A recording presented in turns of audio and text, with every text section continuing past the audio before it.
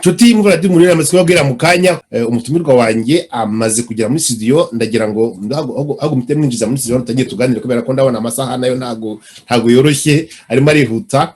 Ndagira ngo mwinjiza muri studio. Ese bwana Kamana Achille mwamunyumva? Yego mukomere cyane ndabumva neza. Mukomere cyane mwiriwe neza. Ndabashimye rwose mutabira ubutumire bwa Radio Urumuri. Ndagira ngo rero nkureke usuhuze abumva Radio Mahe utagiye tuganire. Yego murakoze cyane, nanjye ndabasuhuje muvandimwe Celestin. Ndagira ngo nsuhuze abakunzi ba Radio Urumuri, abanyarwanda bose muri rusange, kandi mbifuriza n'umwaka mwiza w'2021. Umwaka nibwira ko Imana rwose yagomye kudufasha tukabona amahoro abantu bose bifuza. Murakoze. Murakoze rwose. Nanakubwira ko hano muri studio turi kumwe n'umwari, ushaka kurimo kumureba Cyuzuzo Claudine twatangiranye ibiganiro by'uyu munsi. Yaje kuri radio bwa mbere uyu munsi, ashobora kuba ari muri stage muri makeya kuko minsi iri imbere ateganya kuzajya dukora ibiganiro kuri Radio Urumuri afatanyije n'uri rubyiruko. Nagira ngo nawe wamusuhuza mutangira ibiganiro. Ntago nari nabibonye ariko mpise mbona ko ariho. Mukomere cyane Cyuzuzo, hobe. Muraho neza, nabasuhuje namwe, umwaka mwiza. Murakoze cyane twese hamwe, kandi reka ngo felicite rwose kuri iyo ntambwe uteye, ubwo tuzajya tugukurikira. Yego murakoze cyane. Bon, impamvu yatumye ngo gutumira bwana Achille nuko hari barwo mwanditse ejo niba nibuka neza, mwandikiye Monsieur Guy Gendron, nyine uri ombudsman wa Radio Canada, ndetse kubakurikira Radio Urumuri. Reka nkuko nshoboye ndebe ko nabo bayireba, turebere hamwe, tujye tushishamo amaso tuyireba twembi, noneho turebere hamwe twese. Nize ko namwe muri mukwireba ubu ngubu. Nuko avuga rero ati ha mwatangiye rwose, ndagira ngo tugire iboga tuyiganireho gatoya, ariko ntabwo twisoma yose kuko ndabona ari ntago ari ndende cyane, ariko ibintu bidagira ngo ugende tubwira ingingo z'ingenzi zigiye zirimo, hanyuma tuyiganireho ku buryo usa nkaho burambuye gatoya. Uravuga uti Monsieur Gendron, nous vous écrivons dans le but de féliciter Radio Canada pour son travail professionnel et constructif pour une société juste au Canada. Nous tenons aussi à dénoncer toute démarche visant à censurer la liberté d'expression sur des questions dont les enjeux touchent la sécurité et les conditions de vie des individus. C'est dans cette mesure que nous tenons fermement à dénoncer les initiatives de censure et d'intimidation du gouvernement rwandais dirigé par le Front patriotique rwandais FPR à travers certaines organisations faisant partie d'un des différents groupes de la diaspora rwandaise. Voilà. En effet, en date du 17 janvier 2021, la chaîne Radio-Canada a publié et diffusé une entrevue de la journaliste Julie Riva sur l'histoire du drame rwandais, plus précisément les crimes commis par le FPR. Et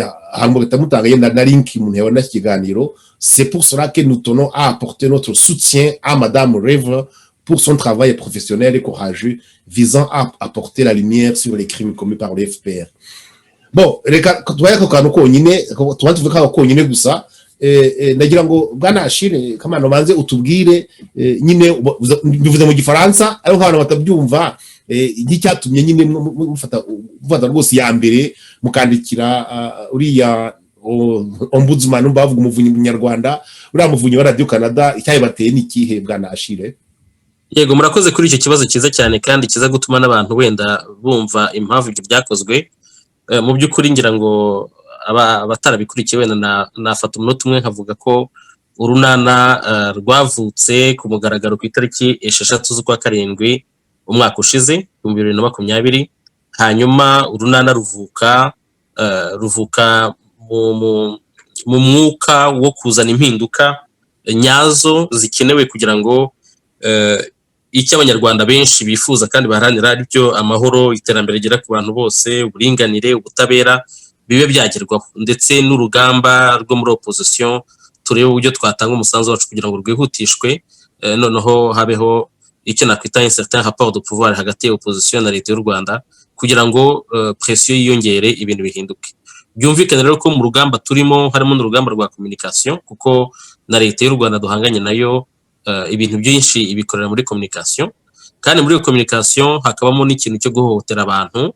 Ni ukuvuga ngo gukora ibikorwa byo kugira ngo abantu baceceke, abantu bo kuvuga icyo batekereza, ndetse abantu banirinde kuba banenga imikorere mibi ya leta hejuru y'uko ngo bashobora guhura n'akaga yabo kwicwa, kuburishwa cyangwa gushimutwa. Ni muri urwo rwego rero twabonye ko Radio Canada imaze gutambutsa ibiganiro byinshi bigaragaza imikorere mibi ya leta ya FPR iyobowe na Paul Kagame, kandi ko n'ejo bundi yahaye ikiganiro umunyamakuru Judereva. Mu by'ukuri umunyamakuru wakoze ikiganiro ku gitabo yanditse, igitabo kirimo ubushakashatsi yakoze ku bwicanyi bwakozwe n'abahoze ari ingabo za FPR, donc APR bahindutse wenda RDF. Ubwo muri ubwo buryo nk'uko ibintu bisanzwe bikorwa na leta ya FPR, hari ama-association cyangwa se abantu bahise bandikira Radio Canada babwira ko uwo muntu rwose, reka nkoreshe izina ry'ikinyarwanda, ko ari umuntu mu by'ukuri uhakana jenoside yakorewe abatutsi, ko ari umuntu udashakira neza abanyarwanda. Bituma rero twumva yuko muri iyo communication no muri ubwo buryo bwo kuvuga tutagomba gucikamo intege cyangwa se ngo twumve yuko twebwe tudafite uburenganzira bwo kuvuga uko tubona ibintu. Ni iyo mpamvu rero twese twandikira natwe uwo bandikiye, tumwandikira mu by'ukuri tugamije kwerekana ko opinion yabo bafitiye uburenganzira atari opinion isangiwe n'abanyarwanda bose. Icyo ni icya mbere. Icya kabiri, tunerekana ko bashobora kuba nta credibility bafite kubera ko hari ibintu byinshi bakora mu by'ukuri biri contradictoire. Biyita ko ari abantu barana inyungu z'abarokotse jenoside yakorewe abatutsi. Ni byiza, ariko ntabwo abantu bose barokotse jenoside yakorewe abatutsi muri 1994 bose uko bahuye n'akaga ntago bose iyo miryango ibavugira. Niyo mpamvu rero twanze yuko bakwandika bonyine ngo natwe dusigara aho ngaho turebera, duhitamo natwe kwandika urwo rwandiko rwa page enye. Ubwo ndumva muri make bisa nk'ibisobanurira abari mu kutwumva impamvu twanditse, hanyuma wenda ibindi bikubiyemo ubwo twakomeza nkaza gusubiza rwose. Nibyo rwose, ahubwo rwose urakoze kumpereza ugakoni iyo ugiye gukurikiraho. Nyine muravuga muti en effet en date du 17 janvier 2021 la chaîne Radio Canada a publié des diffusions, nabivuze mu kanya. None mvuga ati suite à cela, donc suite à cette diffusion, nyine nyuma y'icyo kiganiro, deux associations de la diaspora rwandaise au Canada, Page, c'est pas si on dit Page Rwanda ou Page Rwanda, oui, vous ont adressé une lettre exprimant leur mécontentement tout en qualifiant Madame River de négationniste. Donc, attaquant Rwandais vivant au Canada, soucieux d'apporter plus de vérité sur l'histoire dramatique du Rwanda, unis au sein du mouvement politique d'Alliance rwandaise pour le changement, ARC, Urunana, qui vise à restaurer le respect de la dignité humaine des Rwandais, des Rwandaises et des Rwandais vivant au Rwanda et ailleurs. Nous avons tenu à réagir dans le but de dénoncer l'intimidation du gouvernement rwandais dirigé par le FPR envers toute personne dénonçant les crimes commis contre les populations et à demander la tenue d'un débat respectueux pour que les Canadiens eux-mêmes puissent avoir l'opportunité de faire leur propre analyse dans le but de se faire l'idée de la nature du drame rwandais. Nous avons nul doute que les Canadiens seront plus éclairés et comprendront dorénavant qu'il existe des points de divergence importants dans la conviction et la vision des problèmes du Rwanda par les Rwandais et les Rwandais eux-mêmes vivant au Canada. Voilà, vivant au Canada, pardon. Alors, on a dit qu'il nous a dit mwino paragraphe muvuze se murifuza ko habaho ikintu cyasa nk'ibiganiro hagati y'izo mpande zo mutavuga rumwe, urumva nyina ruhande rwa nyine gira imiryango ibiri nyine Page Rwanda Uhumura mukaba namwe ubwanyu cyangwa n'abandi banyapolitiki batavuga rumwe n'umutegetsi. None se murifuza ko habaho ibiganiro hagati yanyu mukagira ikintu gisa nkaho ari ibiganiro mpaka muri Canada aho ngaho? Yego, niyo bitaba muri Canada gusa, muri rusange ndetse no mu Rwanda umuco ugomba gutangira kubaho. Biri no mu byo urunana rwo ruharanira, ubwisanzure bwo gutekereza, bwo kuvuga, bwo gusangira n'abandi ibitekerezo byawe. Bien sûr ko ubwisanzure buzana na responsabilité, donc n'inshingano. Ntabwo ushobora kwisanzura ugamije kugira abantu nabi. Ni nayo mpamvu twahise tunareyagisa cyangwa se tunareyagisa ku nyandiko nyinshi zisohoka hirya no hino.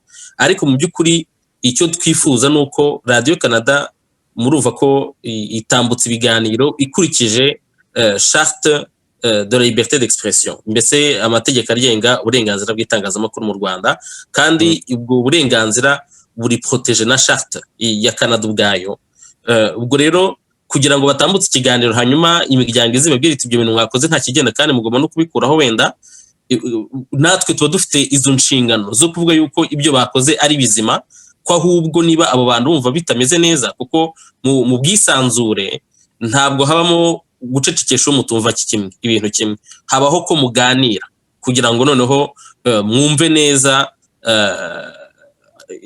aho mutandukanye ibintu, aho muhuriye ibintu, ariko nibura n'abakanadiyen cyangwa se n'iyo Radio Canada yumve yuko mu by'ukuri abanyarwanda ku bijyanye n'amateka yabo, ku bijyanye n'akarengane bahuye nako kuva na kera, bumve ko abanyarwanda badafite viziyo imwe kandi batagomba kugira viziyo imwe muri ibyo bintu.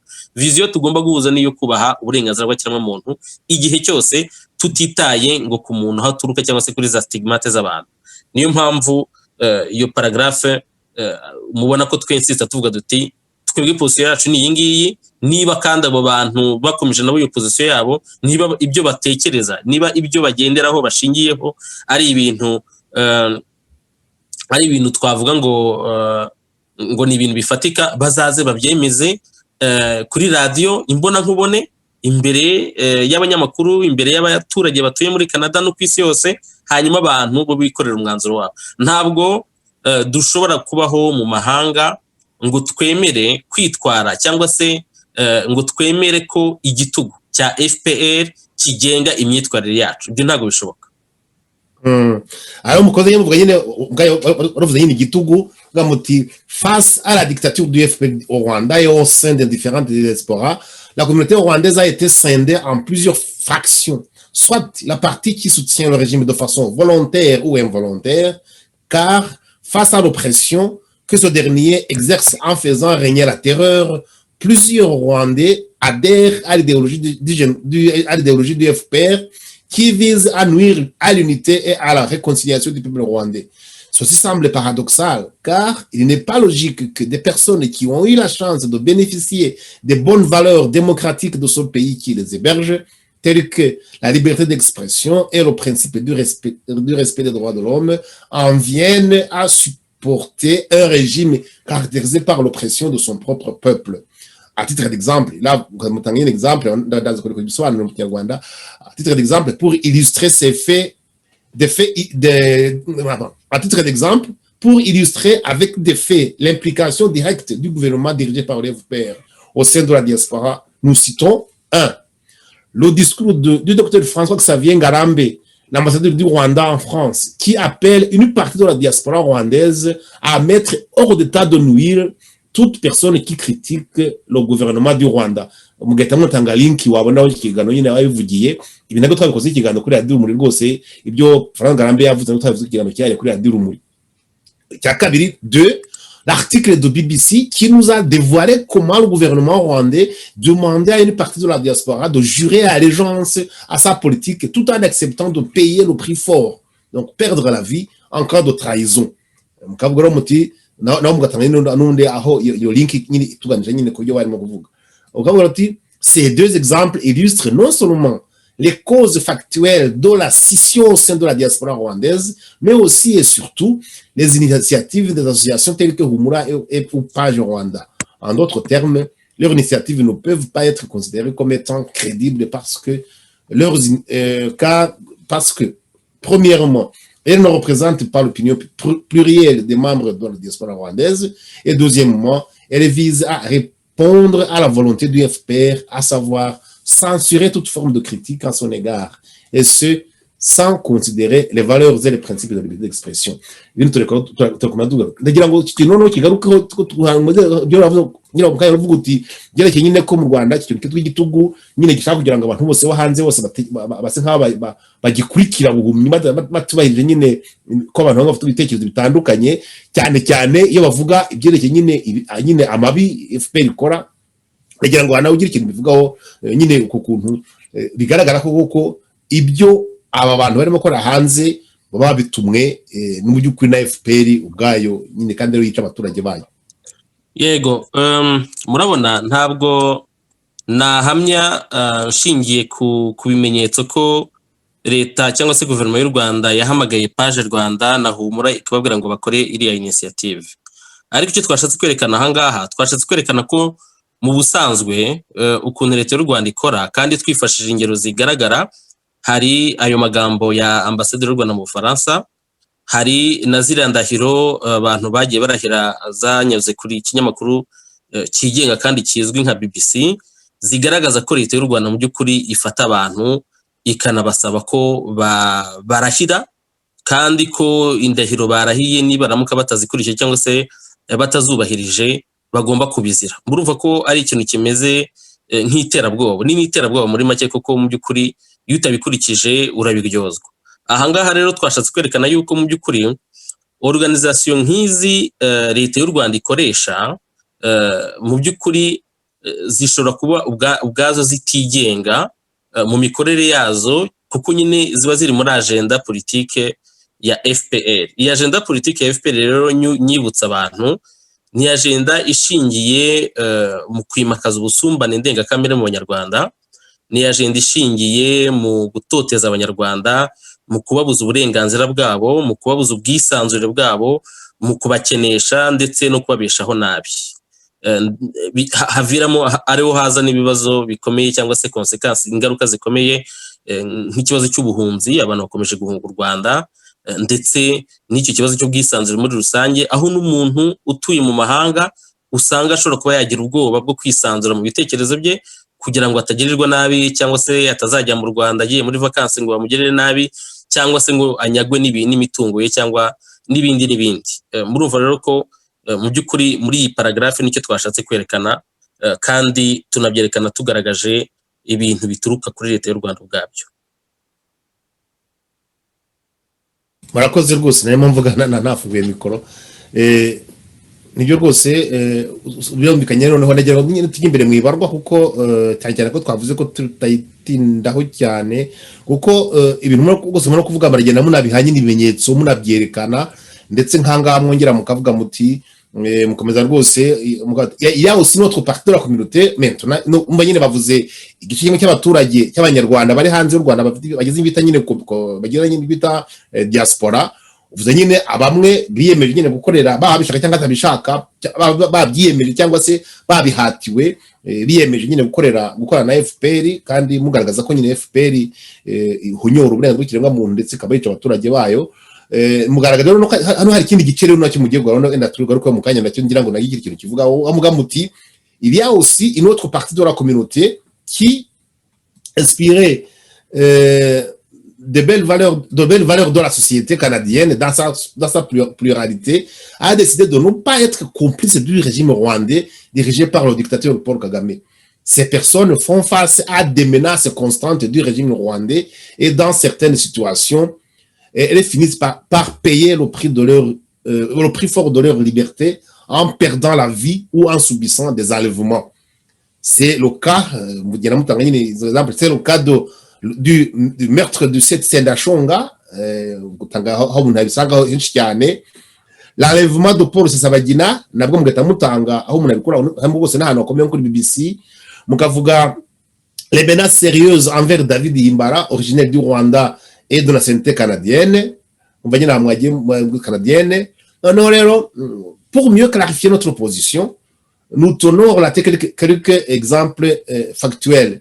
Donc, muravuga nyine ko hari abantu biyemeje gukurikiza indangagaciro musanga muri Canada nyine, kandi rwose umuntu agombe kugira, kandi nyine hano nyine banze gukurikiza mbe kujya mu kwaha, cyangwa se ngo bajye kubafatanya cyaha n'iya ngoma nyine ya ngoma nyine igitugu iri mu Rwanda yobe na Paul Kagame.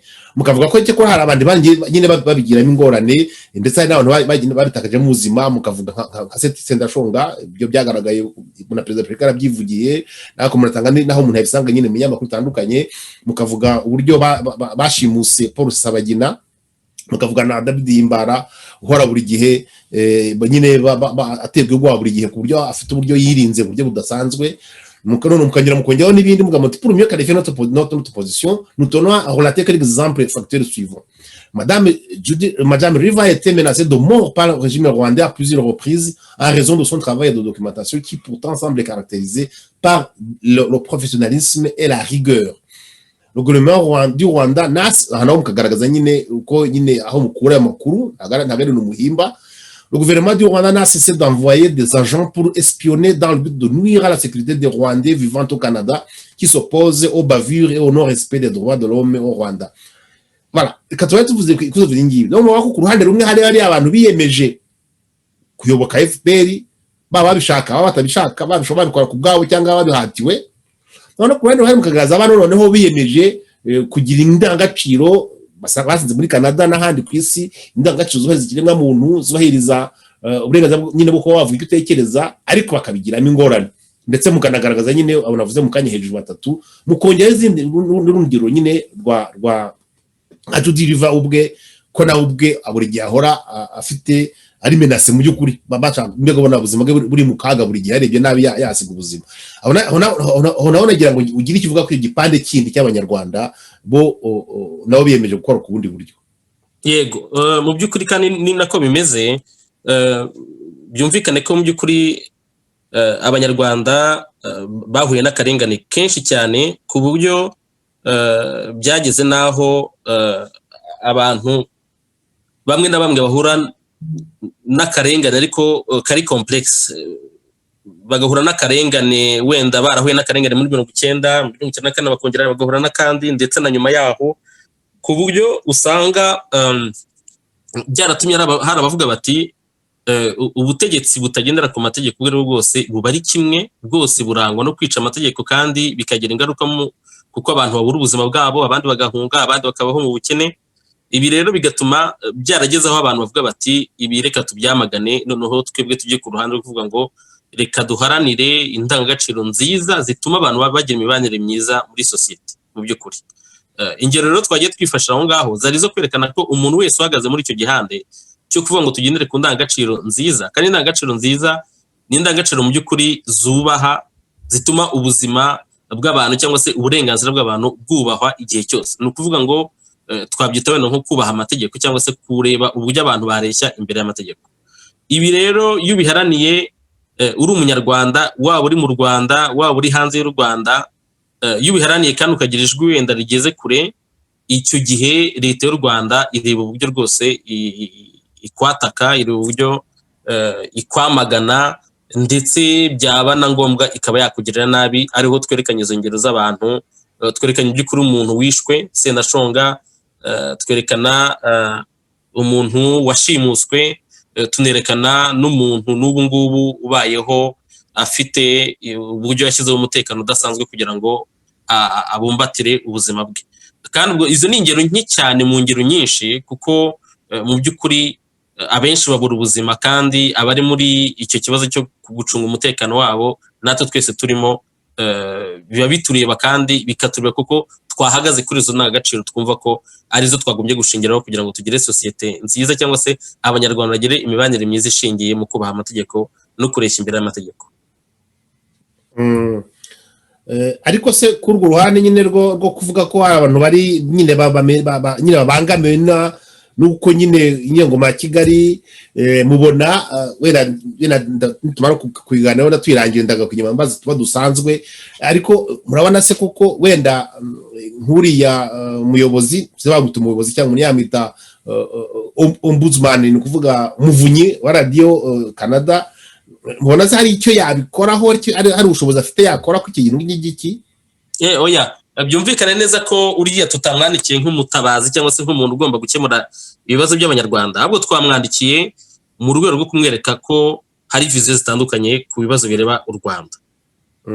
Nk'umuntu wakiriye iriya baruwa y'abanyarwanda kandi nabo bafite uburenganzira bwo kuba bayimwoherereza natwe twumvise dufite uburenganzira cyangwa se inshingano zo kumwandikira kugira ngo yumve ko mu banyarwanda bari muri diaspora tuvuge yo muri Canada cyangwa se n'izahandi batavuga rumwe ku mateka yaranze igihugu cyabo, batavuga rumwe ku bijyanye n'imitegekere iri mu gihugu, batavuga rumwe kuri FPR, batavuga rumwe no ku muyobozi wayo. Ibyo rero ni inshingano za buri munyarwanda wumva ushaka ko ibibazo dufite kandi ibibazo bikomeye cyane ko ni ibibazo ujya iyo ibibazo biza bigatuma hari abantu babura ubuzima bwabo bari ibibazo bikomeye cyane kandi biba bigomba guhagurukirwa vuba cyane kugira ngo bibonerwe igisubizo kirambye. Ari nabyo byatumye urunana narwo ruvuka.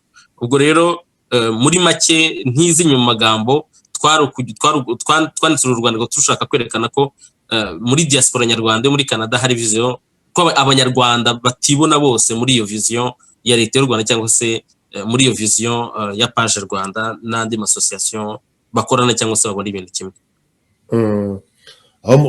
Mukomeza no muvuga muti le régime dictatorial du Rwanda traite de négationnistes tous ses opposants et toute personne qui parle de l'histoire dramatique rwandaise dans son ensemble.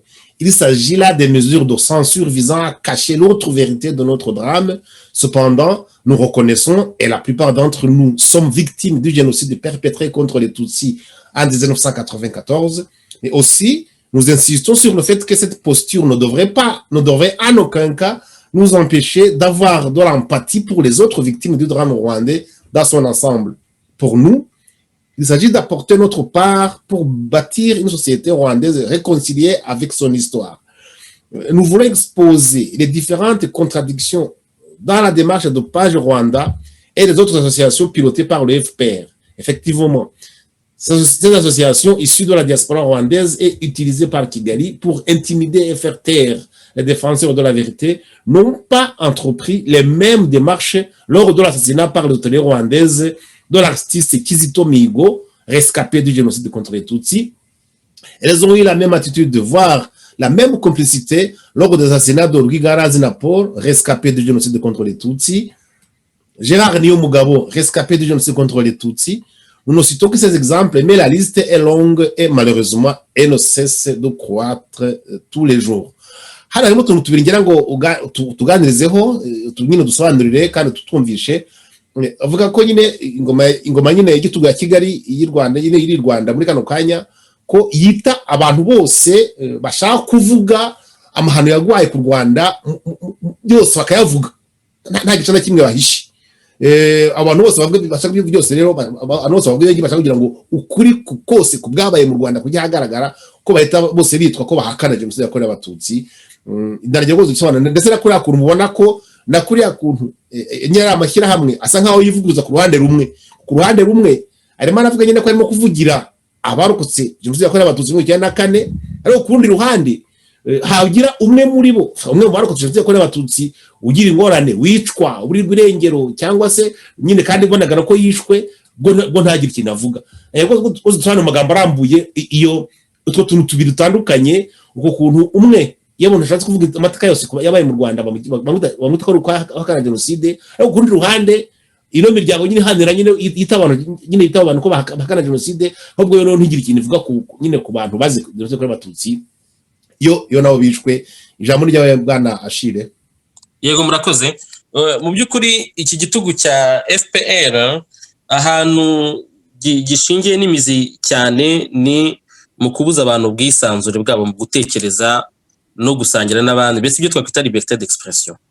Ubwo rero aho ngaho icyo dushaka kuvuga nuko mu by'ukuri iyo abantu batangiye kuvuga kandi ibyo tuvuga ni ibintu bifitiye gihamya twanerekanye aho ngaho iyo abantu batangiye kuvuga ku byaha byakorewe inyoko muntu bikozwe na FPR ubwayo akenshi usanga abo bantu biswa abanegationiste cyangwa se abantu bahakana jenoside yakorewe abatutsi kandi mu by'ukuri n'ababivuga harimo benshi barokotse jenoside yakorewe abatutsi cyangwa se n'abantu batanahakana jenoside yakorewe abatutsi kuko mu bantu benshi twagiye twumva bakora ubushakashatsi kuri ubwo bwicanyi bwakozwe ntabwo ari abantu benshi ntabwo ari abantu bahakana jenoside bitavuze yuko abahakana jenoside yakorewe abatutsi barahari ntabwo aribo turimo kuvuga ahangaha ntabwo aribo turimo kuvugira turimo kuvugira abantu bavuga bati habaye jenoside yakorewe abatutsi kandi muri iyo ntambara yatangiye muri 1990 na n'ubu ngubu tukaba tukiri muri instabilité hari n'ubundi bwicanyi bwabaye bukorewe ikindi gice cy'abantu kandi ubwo bwicanyi FPR ikabugiramo uruhare. Ako kanya abo bantu akenshi babita abanegationiste. Ndumva harimo n'abandi bantu b'abashakashatsi amazina ntago arimo kuza aka kanya ariko nabo bagiye bitwa abanegationiste kubera icyo kintu. Nyamara usanga batigeze mu mvugo zabo batigeze bahakana iyo jenoside yakorewe abatutsi kuko yabayeho iranemewe ariko nyine bikarangira biswe ko ngo bayihakanye kandi mu by'ukuri batayihakanye. Aha rero twagira ngo twerekane yuko ari strategy zo kugira ngo basebye cyangwa se baca intege umuntu wese waza kuvuga ibyaha ubwabo bakoze. Ikindi wabajije cyari icyuko sinibuka neza byari muri iriya parti yindi yuko iyo hubwo no hagize umuntu mu by'ukuri ko genocide yakorewe abatutsi wicwa cyangwa uri gurengero iyo miryango idahaguruka nyine ngongere yamagana nyine ubwicanyi bukorewe umuntu. Yego ndumva no muri introduction mbivuga nabikomojeho, ariko ko nibyo page Rwanda ubwo niba twibeshye batubabarira, ariko ntago nigeze mu Rwandiko banditse wenda ku rupfu rwa Kizito, nubwo nigeze mbona wenda bandika bashobora kuba batemerewe na kuri leta yamwishe, leta ya FPR yamwishe, ariko nubwo nigeze mbona bandika yuko basaba wenda ko habaho enquête yigenga yashyira urumuri ku buryo umuhanzi Kizito yishwe cyangwa se mu buryo yabuze ubuzima bwe muri prison. Ariko ibimenyetso byinshi byarasohotse bigaragaza ko yishwe na leta ya FPR, ndetse n'abandi bacika cumu ba jenoside yakorewe abatutsi nka Rwigara na Paul yarishwe, n'ibintu bizwi, n'abandi benshi bagiye bicwa na n'ubwo bakomeje kwicwa. Izo association reka no kuvuga page Rwanda yonyine n'izindi zivuga ko zirengera na ibuka reka nyivuge zirengera uburenganzira cyangwa se inyungu z'abarokotse jenoside yakorewe abatutsi, mu by'ukuri ntabwo ari ibintu bibi, ariko nkeka ko abantu baba bagomba kugira ngo bakagira ikintu nakwita coherence, mu by'ukuri ntibatandukanye cyangwa se ntibasumbanishe victime les victimes abantu barokotse jenoside yakorewe abatutsi, ahubwo bose babarengera. Nibwira rero ko initiative bakoze kugira ngo kiriya kiganiro cyatambutse kuri Radio Canada kibe cyanakurwaho, bari gukorana initiative wenda imeze kimwe cyangwa se isumbijeho kuri Kizito n'abo bandi bagiye babura ubuzima bwabo bitewe n'inyungu za leta ya Kigali kubera nyine igitugu cyabo. Bigaragara rero ko mu mikorere yabo mu by'ukuri harimo ikintu cya incoherence, kandi ko muri iyo mikorere no muri démarche yabo ku bwacu tutabiha credibilité, kuko nyine bisa nk'ibiri contradictoire. Imikorere iri contradictoire, ntabwo ushobora kurengera inyungu z'abarokotse jenoside yakorewe abatutsi no ngo uhitemo aburengera nabo utarengera. Nagira ngo tujye imbere, ndabona tugana ku musozo w'iyo barwa yanyu, mbere ko nyine nanjye kubaza ibibazo byihariye. Noneho maravuga muti en outre le régime de FPR dirigé par Paul Kagame est responsable de plusieurs crimes contre l'humanité. Le mapping report de l'ONU, donc mukatanga naho munayisanga, est explicite à son sens. Les défenseurs de la vérité tels que Denis Mukwege, prix Nobel de la paix en 2018, n'ont cessé de dénoncer l'implication du régime rwandais dans la déstabilisation de la République démocratique du Congo. Pour cela, il a été menacé de mort par le général James Kabarebe, chef d'état-major de l'armée en 2020. Par ailleurs, les Rwandais continuent à perdre leur vie tous les jours à cause de l'oppression incessante perpétrée par le FPR. Naho mukatagaho umuntu yavana ibimenyetso nyine byerekana ko abantu nyine bakomeje gupfa muri mukongeraho musoza muvuga muti dans cette optique numva bavuze hejuru uvuga nyine icyo mwifuza. Dans cette optique, c'est dans cette optique que nous souhaitons que la chaîne Radio Canada organise un débat autour de l'histoire du Rwanda vu par les Rwandais issus des différentes communautés de la diaspora rwandaise du Canada, ainsi que par des spécialistes qui ont effectué des recherches sur la dite histoire. Ainsi, ça sera pour ceux qui traitent Jules Deriva de négationnistes l'occasion de dire ce qu'ils entendent par négationniste, car il semble que c'est un terme qu'ils utilisent à tort et à travers lorsqu'ils veulent s'en prendre à toute personne qui tente de dire la vérité sur les crimes commis par le FPR, aussi bien à l'intérieur qu'à l'extérieur du Rwanda. En étant favorable à notre invitation, les Canadiens, soucieux de connaître la vérité, pourraient en tirer profit et finalement avoir un regard objectif sur la situation qui prévaut au Rwanda et au sein des diasporas rwandaises. Dans l'attente d'une réponse favorable à notre demande, nous tenons encore une fois à féliciter le professionnalisme dont fait preuve la chaîne Radio Canada et de l'aide qu'elle apporte aux différentes communautés en diffusant des émissions qui mettent la lumière sur la réalité. Nous vous transmettons nos salutations et nos meilleurs vœux pour l'année 2021. Ça a été signé le 15 janvier 2021. Achille Kamana, porte-parole du mouvement ARC Runana, Commission de communication et des relations publiques, Alliance rwandaise pour le changement. Mtembo ndaona gusubiza umukunzi wa radio rumwe kubaza abaza tese akona akabazo kari ku ruhande tugasubiza icyarimwe avuga ati Achille irindi rye ni yitwa nde witwa Bosco arimo kubibaza ati n'uwo muri RNC. Ubwo rero uhita umusubiza none se nicyo ngira ngo mbaze kuno kuntu murabona ko nyine mwari mwavuze mu kanya uburyo iriya miryango nyine isa nkaho ivuga indimi ebyiri zitandukanye. Hano muteye n'intambwe mwongera mwemeza ko mu by'ukuri irangoma ya FPR ko ifite n'ibindi byaha byinshi cyane hari wenda ibishaka kugira ngo ihishe cyangwa bye kumenyekana, notama mukavuga radio nyine bivuga na mapping report, mukavuga na ko rakundo Dori Mukwege watanze buri gihe uhanira ko kuri kwajya hagaragara, ndetse akabajyaho n'inkiko zazahana abantu bakoze amahano muri Republika Demokarasi ya Kongo. Bakaba byagaragaye ko nyine yikorewe cyane n'irangoma nyine ya Kigali, ndetse kugeza n'ubwo bagombye kumushyiraho umutwe wihariye wo kumurinda nyine ku mutekano, ko byagaragaga ko ubuzima bwe buri mu kaga. Icyo ni ikintu ngira ngo mugire ikintu muvugaho.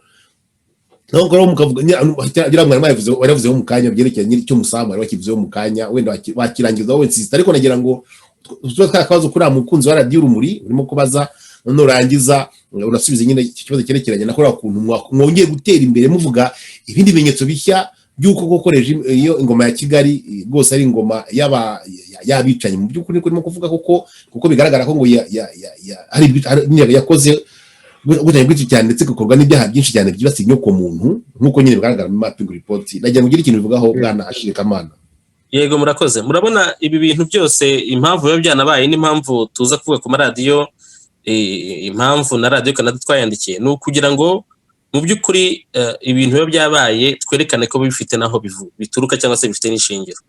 Mu by'ukuri iyi ngingo twayishyizemo dushaka kwerekana ko mu by'ukuri ibyaha byakorewe ibyaha bishinjwa FPR ari ibyaha mu by'ukuri n'imiryango mpuzamahanga nka ONU byashyizemo imbaraga kugira ngo aho ubushakashatsi bushyira urumuri kuri ibyo byaha, ariho twavuze iki cya mapping report. Ibi rero tukanabyongeraho tuvuga yuko n'abantu bandi batari Judiriva cyangwa batari natwe, kuko erega buriya uru rwandiko ntabwo rwari rugenewe Judiriva cyangwa se iki, twagira ngo twerekane ko umuntu wese uvuguruje cyangwa se utemera umurongo wa leta ya FPR ashobora guhura n'akaga no guhura n'ibibazo bya censure n'ibibazo byo kubuzwa uburenganzira n'ubwisanzure bwo kuvuga cyangwa se ubwisanzure bw'itangazamakuru. Tukanerekana ko nyine hejuru y'ibyo byaha byose byarakoze ko ibi bya mapping report byakozwe kera, ariko byari ngombwa ko tubyibutsa. Hari n'abandi bakomeje kubura ubuzima bwabo, ariho twerekanye iyo site internet abantu bashobora kujya kurebaho abantu barabura ibirengero cyangwa se barishwe n'ukuntu bishwe n'impamvu barishwe, byose ni ibintu biri documenté. Ibi rero bikaba bishimangira ko mu kunenga FPR ntabwo tuyinenga kubera ko tubyuka twumva ko dushaka kuyinenga. Tuyinenga kubera ko hari ibikorwa bibi baba bakoze, ibikorwa bibi bihitana ubuzima bw'abantu, ibikorwa bibi bituma abantu babaho nabi bahunga, kandi ko tudashobora gukomeza kubyemera, ari ibikorwa tugomba kurwanya mpaka bihindutse. Ubwo rero kuri uwo muntu warubandikiye tuvuga ngo Jean Bosco yarabaje ati Ashire irindi zina ni irihe, ese no muri RNC? Irindi zina ryanjye ni Kamana, ntabwo ndi muri RNC, nayibayemo hanyuma umwaka wa 2019 kubera ibintu by'amakimbirane byabaye bijyanye n'uko hari abantu baba bari ku rugamba rwo gushaka amahoro no kugarura uburenganzira bwa kiremwamuntu mu bantu no mu mitegekere, usanga nabo ubwabo wenda batabyubaha. Byatumye rero mu gushaka ko ibyo bintu byakemurwa tunabirwanaho njyewe n'abandi twari turi kumwe, birangira twirukanwe. Ni ukuvuga ngo rero ndi mu ishyaka mouvement politique yitwa Urunana Nyarwanda ruharanira impinduka. Nabivuze kare ko byavutse ku itariki 6 z'ukwa karindwi umwaka wa 2020, akaba ariho mbarizwa kugeza ubu ngubu, kandi duhagaze neza niko navuga. Murakoze nizere ko nyine nshuti mwari muto tugira ngo mwumve ko ibatekerezo byanyu nyine tuba tubibona kandi twabikurikira hafi cyane. Buri wese nagira ngo ngaruke wenda kibarwa muri rusange, nakabazo kamwe cyangwa tubiri. ariko hagati aho ngaho hari umuntu aryamiye rwose witwa Claudine Mbabarire, niba ugihari we aracyahari, niba wumva mu byo bwana Achille Kamana amaze kuvuga, Claudine niba ugihari waza kugira rwose nturangare rwose, niba ari swati cyo wamunganiraho cyangwa se ikibazo wamubaza rwose, ijambo rwose wakizamo rwose ntiwiheze rwose. Nagira ngo rombaze bwana Achille akabazo wenda gasa nkaho ari akumwanzuro, ese iyo murebye nyine wenda ndabihuza n'igihe umaze kuvuga mu kanya ko usanga umuntu ajya mu ishyaka rimwe akarivamo kongera ukajya mu rindi, iyo urebye politike ya opposition hanze ahangaha cyane cyane hanze y'igihugu, ubona iyo ikintu nka kiriya cyabaye, umuntu yanditse igitabo nka kiriya Madame Jody River, ukareba amacumu barimo kumutera ukuntu angana, ukareba ukuntu nyine bamugendaho no kugeza naho bagomba kumurinda, ese ubona opposition hanze ivuga rumwe haba ku kibazo cya Jody River cyane cyane, haba no ku bindi bibazo bisanzwe byugarije abanyarwanda, opposition hano hanze urayibona ute bwana Achille, ugereranyije n'ukuntu nyine ibigomba kwitwara imbere ibibazo byugarije abanyarwanda? Yego, Celestin, ikigaragara nuko abanyarwanda bafite ibibazo muri rusange, n'abafite ubutegetsi ubu ngubu bafite ibibazo. Ibyo rero ni ngombwa ko buri wese ashaka uburyo atanga umusanzu we mu gukemura ibyo bibazo, byaba amahire akagira n'abahuza, bakaba bahurira nko mu muryango wa politike cyangwa se mu ishyaka rya politike kugira ngo bahuze imbaraga, hanyuma viziyo yabo baba batekereza ko yazana ibisubizo ku bibazo abanyarwanda bafite, bayishyiremo imbaraga nayo itanga umusanzu wayo. Byumvikane rero ko kuri twebwe cyangwa se kuri njyewe, kuba amashyaka ya opposition yaba hari ni byiza, kuba yakomeza kuvuka ni byiza. Twibuke ko nka sosiyete nyarwanda dusa nk'abarimo kwiga, nubwo hari ababisobanukiwe, ariko mu buryo rusange turimo kwiga demokarasi no kwiga uburyo politiki ikorwa. Ibyo rero bigatuma hari ukuntu hari benshi usanga bari muri sfere emotionnelle, sfere y'amarangamutima ijyanye n'akarengane baba barahuye nako cyangwa se na ambisiyo zabo. Ariko kuba abantu bimobiliza kugira ngo bakemura ibibazo byabo bibareba nk'abanyarwanda ntabwo ari bibi. Ibyo rwose ni ibintu numva ko tutagombye kunenga. Hanyuma mu bijyanye n'uko opposition yavuga rumwe cyangwa se niba itavuga rumwe, nibwira yuko opposition atari ikintu kimwe, atari entité imwe, ntabwo ari opposition ubwayo ntabwo ari ishyaka rimwe ry'abantu ngo batemera imiyoborere y'ubutegetsi bwa FPR ngo noneho wumve ko bagomba kuba bari kumwe muri icyo kintu. Hoya, opposition mu buryo bwa politike ni abantu bavuga bati twebwe iyi mikorere mibi turayirwanya kandi turumva twabikemura ukuntu. Abantu rero hari igihe badahuza vision, badahuza ibitekerezo n'ibyerekezo, bigatuma rero buri wese ajya muri icyo cyerekezo cyo yibonamo, kuko nabyo ni sawa. Ubwo rero ku bijyanye n'akarengane, nibwira ko abantu abanyarwanda batari no muri opposition n'abantu bari mu gihugu mw'imbere muri kiriya gihugu n'abari ku butegetsi, niyo naba nabagira, hari icyita rusange tugomba kugira no kugenderaho kugira ngo twese uburenganzira bwacu bumbatirwe. Kuko uyu munsi ushobora gukoresha igitugu ubuza abandi uburenganzira bwabo, ejo nawe ukisanga ku gatebe nawe uburenganzira bwawe baramukubikwima, kandi icyo gihe urumva ko ntaho twazagera. Ni ngombwa ko twese dushishikara, ni ngombwa twese ko dushyiramo imbaraga, nibura niyo tutakundana. Ntago abantu ushobora gutegeka abantu gukundana, ariko dushobora kuvuga dutereka dukore ibishoboka byose, twige, dutekereze, tube abanyarwanda bafite igihugu gifite ubuyobozi bushingiye kandi bugendera ku mategeko, inzego z'ubutegetsi zigenge, n'abanyarwanda yaba inzego bari mu masosiyasiyo cyangwa se abanyarwanda bo n'inzego zose z'ubuzima nabo ubwabo bigenge. Ariko uko kwigenga nigeze kuvuga ko kuzana n'inshingano, kuko kwigenga kwawe ntibigomba gutuma undi ahohoterwa. Kwigenga kwawe bigomba gutuma ubana n'undi mu mahoro, niyo mwaba mudakundana ariko amategeko akaba areshya imbere yanyu. Nibyo rero nizo ndoto nibwira ko abantu bari muri opposition bashobora guhuza, hanyuma ahandi tukiga guhangana mu bitekerezo. Mu by'ukuri no kwaka deba, abantu bandikiye Radio Canada gusaba ko Radio Canada yakorganiza iyo deba, harimo no kwigisha abantu yuko tutagomba necessairement kwangana cyangwa se kubiba inzangano ngo nuko ngo tutabona ibintu kimwe.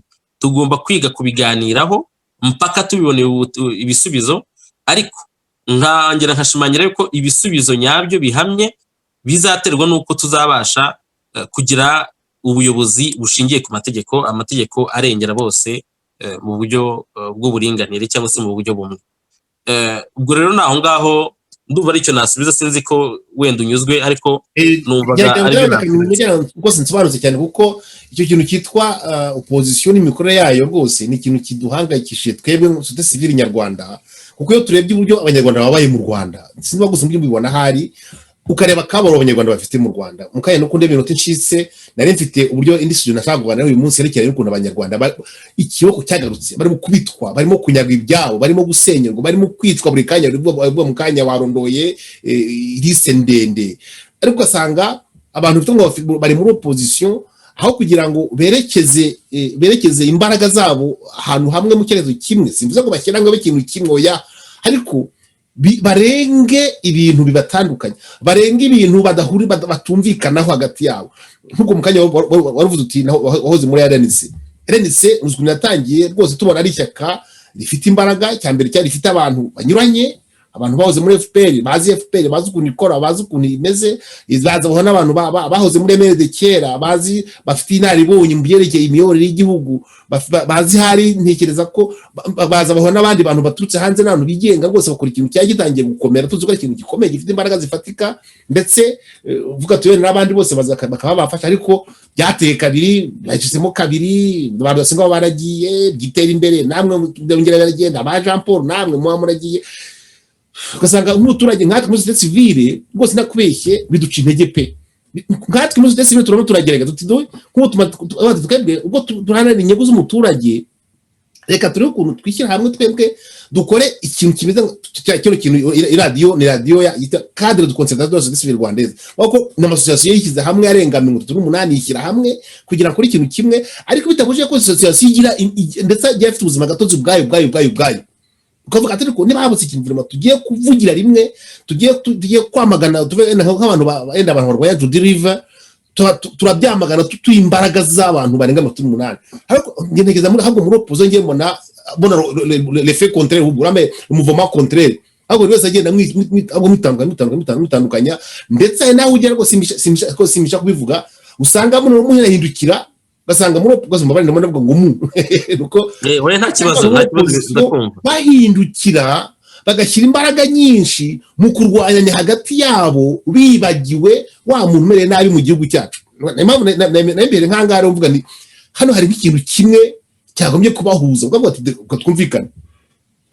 Niba twemera ko Judy River yavuze mu gitabo ari ukuri, tubyemeranya ngo twese, kuki iyi ngingo yonyine ya Judy River tutayihurizaho ngo turebe ukuntu yabaye atake kuri Radio Canada, noneho dushyiramo ngo tugire imbaraga? Urumva mwagiye muri ishyaka rimwe murangije, ariko hari amashyaka menshi cyane ahari muri Canada, amashyaka menshi ahari ndabizi na hano, kandi none uburyo bwaroroherwa cyane, ntabwo uvuga ngo ujya kumushaka, murabona nawe uratega indege ijya muri Afurika y'Epfo cyangwa ujye muri Bubiri cyangwa ujye mu Faransa, hari uburyo bwinshi cyane umuntu afite gukoresha kugira ngo abantu bahurize ku kintu.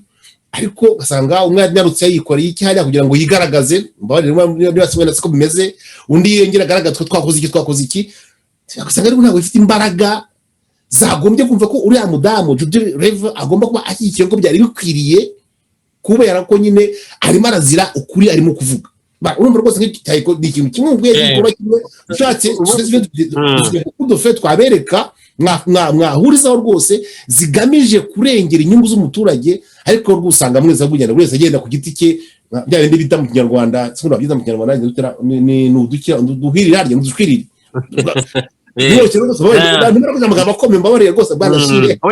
ndabyumva kandi unyemerere ngire wenda nk'ibitekerezo basangiza. Hari icyo twemeranywaho yuko politike cyangwa se sphère politique nyarwanda kuva na kera, ntabwo bitangiye kuri FPR, kuva na kera yagiye itenguha abanyarwanda muri rusange, kuko turacyafite ibibazo, kandi ibibazo dufite nubwo wenda bigeraho bikaba exponentiel, ariko ni ibibazo bitatangiye kuri FPR gusa, ni ibibazo byatangiye kera, uko niko kuri. Donc hari ikintu kijyanye na rupture kigomba kubaho, cyo kubasha kwicara abantu bakaganira kandi bagashyira hamwe tukagira igihugu kigendera ku mategeko, noneho tukiga guhangana mu bitekerezo, tukava mu guhangana twitwaje amacumu n'imiheto n'imbunda. Niho tugomba kugera. Ariko nk'uko nabivuze, kandi ibihugu byinshi n'amateka byagiye binyura mu bihe nk'ibi ngibi abanyarwanda barimo. Turi mu bihe bimeze nk'ibya revolution cyangwa se ibihe bimeze aho abantu barimo kugenda bashakisha umuti nyawo, kandi umuti kuri sosiyete ujyana na anthropologie y'iyo sosiyete, ijyana n'imibereho cyangwa se n'imiterere y'iyo sosiyete.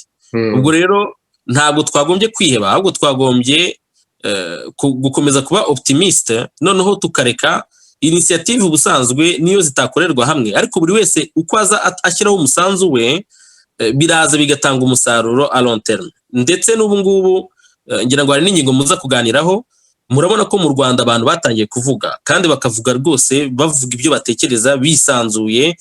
Harimo abisanzuye buhoro buhoro, ariko abantu baravuga, kandi twari tumenyere ko muri kiriya gihugu abantu bavuga bagahita bajya mu buroko cyangwa se bakicwa. Ariko ubu ngubu nuko abantu batangiye kuvuga. Iyo abantu batangiye rero ari 2, 3, 4, buracya bakaba 30, bwacya bakaba 300, ubwo impinduka nuko nguko zigenda ziza. Uruhare rero rwa politike muri ibyo ngibyo, uruhare rwa politike ya opposition muri rusange ni ugufata iya mbere mu gukangurira abantu kugana mu nzira nziza. Inzira nziza ni ukuvuga ngo ni ugukemura ikibazo cy'amacakubiri, ikibazo cy'izo za munyangire za ntibindeba, ni ukugikemura twirinda kugwa muri uwo mutego nyine watumye duhaguruka ngo turwanye ibyo bintu. Murumva ko ni urugamba rukenewe ariko rutoroshye, kandi kubera ko buri wese abanyarwanda burya nk'uko nabivuze bahuye n'akarengane kari exponentiel. Umuntu hari ubwo agira vision bitewe n'ibibazo bwite yahuye nabyo, ariko ibyo ni ibintu bigenda byevolera, kuko nk'ubu ngubu ibyo navuga ntabwo nshaka gukora publicité runara, ariko ni urugero nshaka kwifasha kandi rwa hafi. Muri Alliance Rwandaise pour le Changement dufite vision commune y'uburyo ibibazo mu Rwanda byakemurwa, kandi vision commune tukayigira dufite experience zitandukanye, kuko abo turi kumwe bose ntago bahoze muri RNC. Harimo abari ahandi cyangwa se batigeze bajya no muri za politike, ariko kuvuga ati iyi vision turayibonamo, reka tuze dukorane turebe icyo twakora. Nkaba numva rero ko tutagomba kuba pessimiste, ahubwo reka tube optimiste, na société civile nayo igira uruhare rwayo.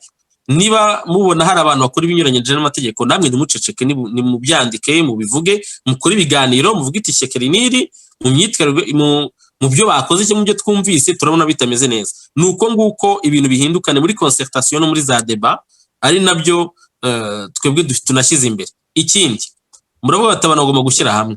Mu runana buriya dufite politique we itari ya coalition, ariko dufite politique ya partenariat. Umuntu wese twagirana na partenariat mu rwego urunuru, kugira ngo duhuze imbaraga tubashe kugera ku ntego tuba duhuriyeho, kuko bien sûr iyo mukoranye partenariat nuko hari inyungu muhuriyeho mushaka kuzanira ibisubizo. Murumva rero ko ikintu cya partenariat ni ikintu kiri inclusive, gituma muba mufite iyo ouverture yo gukorana n'abandi ku ngingo runaka. Ibyo nabyo rero ni urugero nguhaye, kandi nzi ko n'andi mashyaka ashobora kuba bifite, ariko mu runana nabyo turabifite, kandi ni n'ibikorwa turimo gushyiramo imbaraga nyinshi cyane. Harimo n'icyizere kinini ko muzumva mu minsi ya vuba dufite partenariat n'imiryango cyangwa se n'andi mashyaka ya politike ari muri opposition. Ndumva wenda ari ibyo naba mvuze, ariko nabakangurira rwose nk'ikinyamakuru cyanyu, ishene yanyu, igihe nikigera muzabitegure, muhamagara abapolitisiye mubaze ibyo bibazo, baze nabo batanga ibisubizo byabo, bavuga uko babibona, habeho iyo débat n'abantu bemeranywe aho bashobora gukorana. Ariko n'ikindi kibazo gikomeye ni icya ethique. Ikibazo cya ethique gishobora gutuma abantu badahuza, kuko uburyo umuntu yo mudahuje ethique navuga ko ari imyitwarire ijyanye wenda n'intego muba mwarihaye. Iyo nta ethique irimo burya ni ibintu bishobora gutuma abantu batandukana, kandi natwe naho twavuye iki kibazo cya ethique cyari gihari, ku buryo rero umuntu wese waba utagendera kuri ethique y'ibyo aharanira bijyanye no kubaha uburenganzira bw'ikiremwamuntu, biba bigoye kuba mwakorana. Nayo ni realite ihari, ariko mu by'ukuri nibwira ko kuba amashyaka avuka ari menshi, kuba abanyarwanda bagenda bashishikara b'ingeri zose, baba bari muri politike, baba activiste, baba abanyamakuru, cyangwa societe civile, kuba abantu bahaguruka bavuga bati aka karengane tugomba kurwanya kakazavaho, ni byiza cyane. Ni intambwe ya mbere kandi ikomeye cyane. Intambwe ya kabiri izaba yo kureba ngo ni gute tuzana ibisubizo birambye byo kugira ngo tuzongera guhura n'aka kaga, hanyuma twige guhangana mu bitekerezo no muri ideology. Murakoze rwose gushimire. Sinzi niba Mademoiselle Claudine agihari cyangwa niba ko namudigamije ijambo rwose umunsi, ariko nambwiye ko natakugira ikintu avuga, ntabwo ngize n'imijambo. Claudine, hari icyo wakongeraho ku byo Bwana Achille Kamana amaze kuvuga, haba kuri abarwa banditse cyangwa se n'ibitekerezo yaba yatanze? Urabyumva ute Mademoiselle Claudine? Murakoze cyane Bwana Celestin. Ndabanje gushimira cyane Kamana, Monsieur Kamana Achille. Ndamushimira kubwo ibyo numvise yavuze byose byari ibintu bisobanutse kandi byumvikana. Mu by'ukuri nta na kimwe yavuze kitari cyo ku Rwanda cyangwa se no muri opposition ku bari hanze y'u Rwanda, bari muri opposition ibibazo birimo, ariko nko ku Rwanda ikintu yavuze cy'amategeko, mu by'ukuri u Rwanda rubuza amategeko. Ntushobora kubwira abantu ngo mukundane, nibyo yavuze kuko nibyo, ko ntabwo bishoboka ko abantu bose bakundana ntabwo ari itegeko, ariko amategeko burya yabasha gushyira ibintu ku murongo, abantu bakabana kubera amategeko kandi bakabana neza. Rero nkurikije ukuntu u Rwanda rumeze, yavuze byinshi nagiye mbona kuko ari byo gutotezwa, gucicekeshwa. Ubu ngubu hari ukuntu yavuze ati abantu basigaye wenda baravuga ariko burya uvuze agira ibibazo wenda bidahita bigaragarira abantu bose, ariko nk'iyo umuntu yiyangaje kuvuga akajya nko kuri radiyo akaba yavuga akarengane ahura nako, usanga yakuwe mu kazi, usanga yafunzwe, usanga yatangiye gushakishwa, hari n'abahimbirwa ibyaha. Urumva u Rwanda rushaka ujye kuri televiziyo ushima gusa, utavuga, utanenga. Mu kuvuga ngo mu Rwanda kunenga ntibyemewe, habaho gushima, ugashima leta ibyo yagukoreye, ko yagize gira inka, ikaguha inka, ikubakira inzu, ariko bavuga bubakiwe inzu ariko usenyewe ntiyemerwa kuvugwa. Nagwa nk'urugero, njyewe musaza wanjye yigeze gusenyerwa, hanyuma dutelefona, yari yujuje inzu rwose, baraza bayishyira hasi nta kibazo ifite, duhamagara amaradiyo agera nko muri 3, bose baraduhakanira bati se ibyo bintu nibyo birumvikana, ariko se twabitambutsa hehe? Ni ukuvuga ngo n'amaradiyo afite amategeko runaka agenderaho. Ikintu kituma ibyo byose biba nuko nta mategeko mu by'ukuri u Rwanda rufite, ahubwo bafite nyine ibindi bintu twavuga bagenderaho baba bategetswe. Ariko mu by'ukuri Kamana Achille ibyo yavuze byose nibyo, nta byinshi nakongeraho, ariko gucecekeshwa byo biracyahari ntibirashira. Ikindi nasaba abapolitisiye bo hanze, bari muri opposition, nuko bakundana. U Rwanda rukeneye ko turukunda, tukarwiyumvamo, tukumva ko ari urwacu, kuko nitutarukunda ahubwo tukajya guhangana, nta kintu na kimwe tuzagera, ahubwo abanyarwanda bazaguma bari mu bibazo, bazaguma barimo kwicwa. Ntabwo ushobora kumva ukuntu umuntu asohoka akajya guhunga, yahungira mu gihugu cyo hanze nk'Ubugande, ukumva ejo ngo yakuwe we yo yazanywe. Ni ibintu bitumvikana. Ukuvuga ngo kubera ko u Rwanda rwereka amahanga ko ari beza, bashimwa, bagira gute, bagira inshuti, ugasanga n'umuntu ufungiwe hanze cyangwa se wahunze, ejo ukumva baramuzanye. Ni ibintu bidasobanutse mu by'ukuri, n'agahinda, hari agahinda kenshi gateye ubwoba. Celestin, nagira akantu uvuga gato. Ariko mbere yo kugira ngo ujye reka mbanze kame nshisha amaso mu butumwa bw'abantu badukurikiye, kuko hose ngenda bubaha cyane, bagira ngo bamenye ko tubakurikira kandi ko ibitekerezo byabo tubyitayeho. Hari nk'uwavuze ati Celestin Sebahire ati Achille umudushimire cyane we na bagenzi be, kiriya ni igikorwa cy'ubutwari cyane kandi kigaragaza gukunda igihugu. Undi aravuga ati mwese murutwa na Madame Ingabire Victoire wiyemeje kuvugira abarengana yibereye imbere mu gihugu aho kuguma nyine kuvugira kuri YouTube gutagurira n'abantu bizakurikira n'abatagera kuri 1% y'abanyarwanda bari mu Rwanda.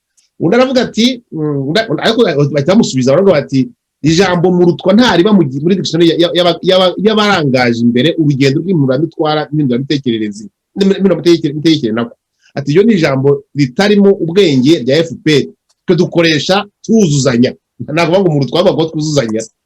Undi witwa Emmanuel yavuze ati ikibazo kibanze ku banyarwanda cyane mu mashyaka akorera hanze ni uguhita abantu batekereza ubutegetsi urugwiro bose barangamiza bose ati haracyabura intego amashyaka yose yakagombye kugirira abanyarwanda. Ndagira ngo nyine wenda wagiye ikintu kivuga ko barugiye kugira icyo uvuga ku byo Claudine yaravuze ariko tugana no kuzoza ikiganiro ariko tugiye ikintu tuvugaho nyine abakurikira baba barimo kuvuga ijambo ryawe bwana Ashire Kamana.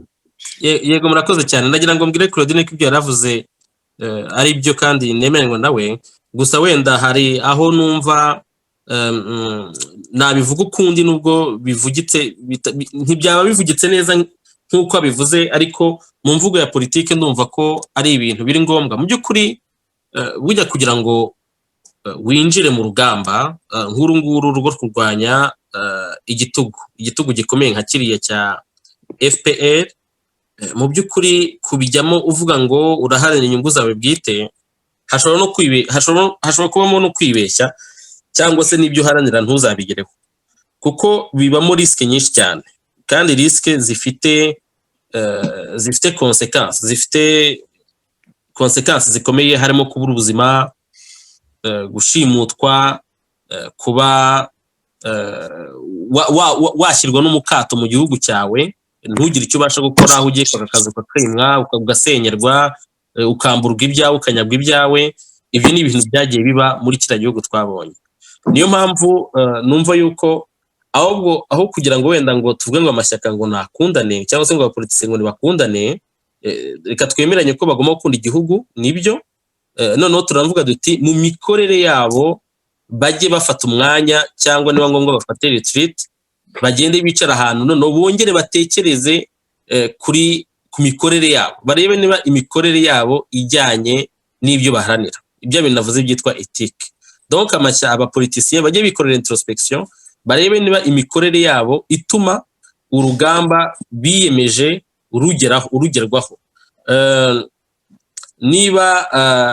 Niba ibyo bintu bari babasha kubikora, byaba ari byiza cyane kuko bituma buri gihe ugenda wisubiraho, bituma buri gihe ugenda uvuga uti ndagira umurongo ngendera wuhamye, kandi kugendera ku murongo w'inyungu bwite birangira, amateka atweretse ko birangira ntacyo ugezeho, niyo ukigezeho ntukirambiraho.